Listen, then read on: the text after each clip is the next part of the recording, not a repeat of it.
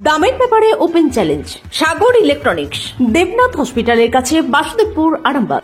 যাচাই করুন আজই। Arambagh steel and wooden furniture, নিজস্ব কারখানায় তৈরি যাবতীয় ফার্নিচারের অভিনব সম্ভার। ঠিকানা দেবনাথ নার্সিংহোমের পাশেই, বাসুদেবপুর, আরামবাগ। গোঘাট ২ পঞ্চায়েত সমিতির সভাপতি শামিনা বেগমের স্বামী ও তৃণমূল নেতা কাজী আব্দুল মনিরের বিরুদ্ধে টোটোয় এক মহিলার শ্লীলতাহানির অভিযোগ উঠেছে। অভিযোগ, মদ্যপ অবস্থায় তিনি ওই মহিলাকে হেনস্থা করেন। ঘটনার পর স্থানীয় নেতৃত্ব মিটমাটের চেষ্টা করলেও রাতে গ্রামবাসীরা বিক্ষোভে রাস্তায় নামে ও রাজ্য সড়ক অবরোধ করে। পরে পুলিশের আশ্বাসে অবরোধ ওঠে। সভাপতির স্বামীকে ফাঁসানোর চক্রান্ত হচ্ছে বলে দাবি করেছেন শামিনা বেগম। তবে তৃণমূল নেতৃত্ব জানিয়েছে, প্রমাণ হলে আইন অনুযায়ী ব্যবস্থা নেওয়া হবে। বিজেপি ঘটনায় তৃণমূলকে আক্রমণ করেছে। দেখুন বিস্তারিত।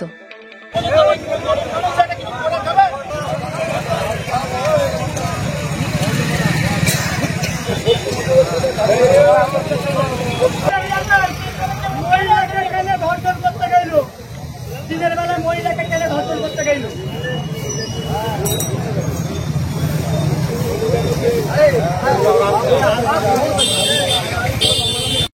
ছেলে না, একটা ছেলে না, হার ভাঙির লোক ছাড়া ভাগিনী নারী নির্যাতন হবে বেশি।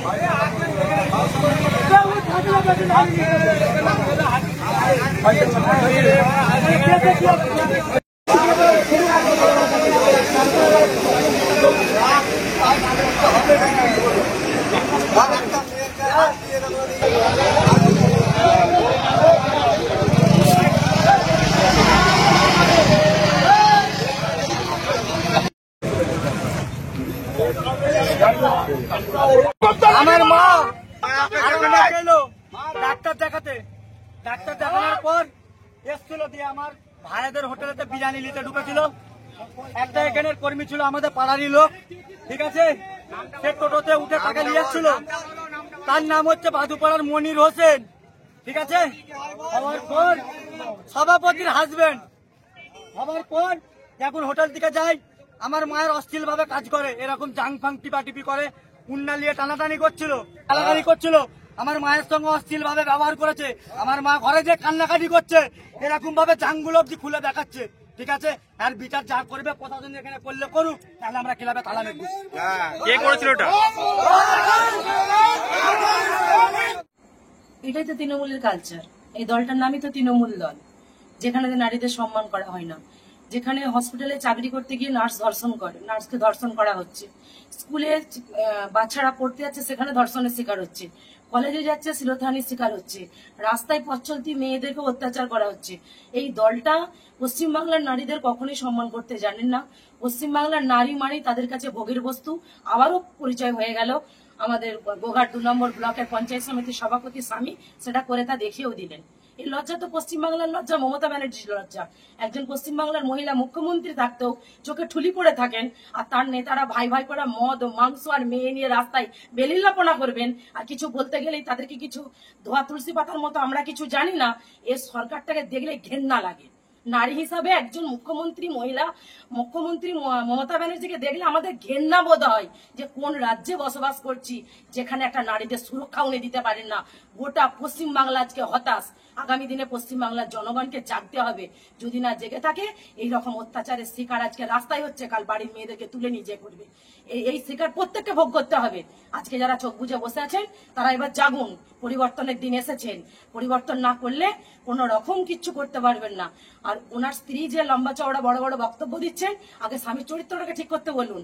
এখানে কেউ সিপিএম আর কোনো বিজেপি শিখিয়ে দেয়নি যে তুমি নারীর অন্যা ধরে তার শ্লীলতাহানি করে যাও, তাকে টোটোয় গিয়ে পরিচয়কর মন্তব্য করে যাও। আগে তার স্বামীর চরিত্রটা ঠিক করতে বলুন। তাদের চরিত্রের গোলমাল, পুরো দলটারই ক্যারেক্টার এটাই। এরা মেয়ে দেখলে ঠিক থাকতে পারে না, এদের সবসময় উল্টোপাল্টা হয়ে যায়। এই দলটার নামই হচ্ছে তৃণমূল দল। আমার নাম দোলন দাস, আরামবাগ সাংগঠনিক জেলা সেক্রেটারি। আপনাদের ভালোবাসার আর এক নাম চন্দন জুয়েলার্স। চন্দন জুয়েলার্স, আরামবাগ, সদরঘাট, হুগলি। বিষয়টা হচ্ছে কি যে আজকে আমার একটা বাড়ির বড় ভাবি, সে এসেছিল হসপিটাল তার পেশেন্ট নিয়ে। তো পরক্ষণে একটা অটোয় চেপে সে বাড়ি যাচ্ছিল। যেতে যেতে এখানে যে পঞ্চায়েত সভাপতির স্বামী, সে মদ খেয়ে সেই পড়েছিল রাস্তাতে, তাকে জোর জবরদস্তি করে একজন ব্যক্তি সেই টোটোয় তুলে যায় এবং সে ওঠার পরেতে তার কিছুক্ষণ রাস্তা যাওয়ার পরেতেই আমার বড় ভাবির গায়েতে হাত দিয়ে করে আমার বড় ভাবি প্রতিবাদ করতে গেলে তাকে বলে যে আমি পঞ্চায়েত অঞ্চল সভাপতির স্বামী, তুমি কি কাকে কি কথা বলছো।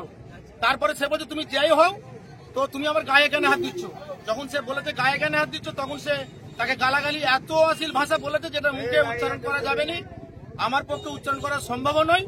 কিন্তু এই কামারপুকুর চটিতে মানধারণের কিছু ব্যক্তি এই নেতৃত্ব দিচ্ছে এদেরকে এই খারাপ কাজে এবং ওই মদ থেকে আরম্ভ করে সর্ব কাজে এরা লিপ্ত। কিন্তু প্রতিবাদ করতে গেলেই তাদের উপরে জুলুম হয়, অত্যাচার হয়। আমরা এর একটা বিদ আন্দোলন চাই যাতে কোনোদিনের জন্য এরা এইভাবে না করে।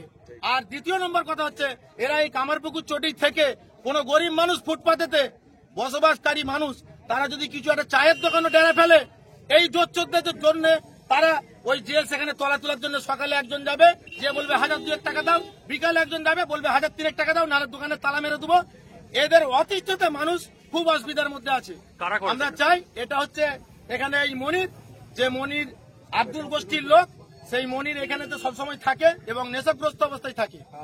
আর সেই আব্দুল গোষ্ঠীর লোকের সঙ্গেই তার ঘনিষ্ঠ। অতএব আমি যেহেতু একটা আব্দুল একটা দায়িত্বের মধ্যে আছে, আমরা তাকে যথারীতি ফোন করেছিলাম। আমাদের গ্রামেরই মানুষ, সে একটা নেতৃত্বের জায়গায় আছে যে এর একটা আপনি বিহিত করে দেন যাতে করে কেসটা আর বাড়াবাড়ি না হয়। সে 10 মিনিট পরে ফোন করবো বলে কেসটাকে চাপা দিয়ে দেয়।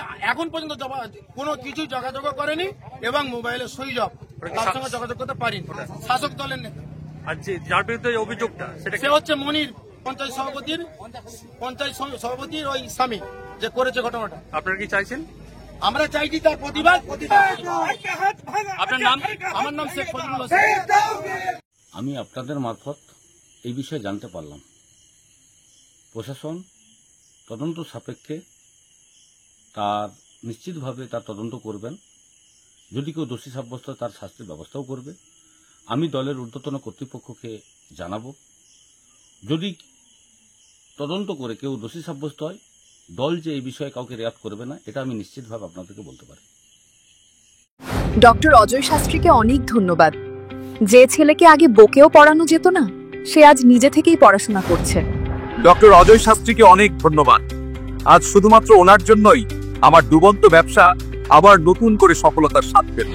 আমাদের একমাত্র মেয়ের বিয়ে হচ্ছিল না, কিন্তু আজ সে সুখের সংসার করছে। ধন্যবাদ ডক্টর অজয় শাস্ত্রীকে। এনাদের মতো যদি আপনারাও জীবনে সুখের পরশ পেতে চান, তাহলে আজই স্ক্রিনে দেওয়া নম্বরে কল করে যোগাযোগ করুন ডক্টর অজয় শাস্ত্রীর সঙ্গে। জীবনের কঠিন মুহূর্তে আপনাকে সঠিক পথে পরিচালিত করবেন আন্তর্জাতিক খ্যাতিসম্পন্ন স্বর্ণপদক ও স্বর্ণ মুকুট প্রাপ্ত ডক্টর অজয় শাস্ত্রী। তিনি শুধু আপনাকে পথই দেখাবেন না, আপনার জীবনে সত্যিকারের সুখ, শান্তি, ঐশ্বর্য, অর্থ যেন সঠিক সময় আপনার কাছে পৌঁছে দেন সেই দায়িত্বও নেবেন। তার অভিজ্ঞতা এবং জ্ঞানের আলোতে আপনার জীবন হয়ে উঠতে পারে নিরুদ্বেগ ও সমৃদ্ধির পথে ধাবমান। তাই আর দেরি নয়, স্ক্রিনে দেওয়া নাম্বারে এখনই ফোন করে ডক্টর অজয় শাস্ত্রীর সাথে যোগাযোগ করুন। কে জানেন, হয়তো একটি মাত্র ফোনই আপনার জীবনকে বদলে দিতে পারে। চুড়ি, তুমি নারীর প্রিয় সব উৎসবে। বাউটি, বালা, চূড়, মান্তাসা দেখলাম মন ভরে। জনপ্রিয়তায় আজও সেরা মিনা করা ঝুমকা। কানে দিলাম কানপাশা, পূরণ হলো সব আশা। হাতের আঙুলের আংটি নানা ডিজাইনে পাবে। ঐতিহ্যবাহী নেকলেস আজও মনে ধরে। জড়োয়া, সীতাহার সবার নজর কাড়ে। তাই তো বিয়েতে পেলে এত গয়না সবার মনে ধরে।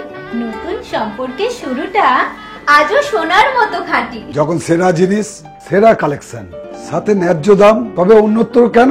অর্ধশত বছরের বিশ্বাস, আপনাদের ভালোবাসার আরেক নাম চন্দন জুয়েলার্স, আরামবাগ, সদরঘাট, হুগলি।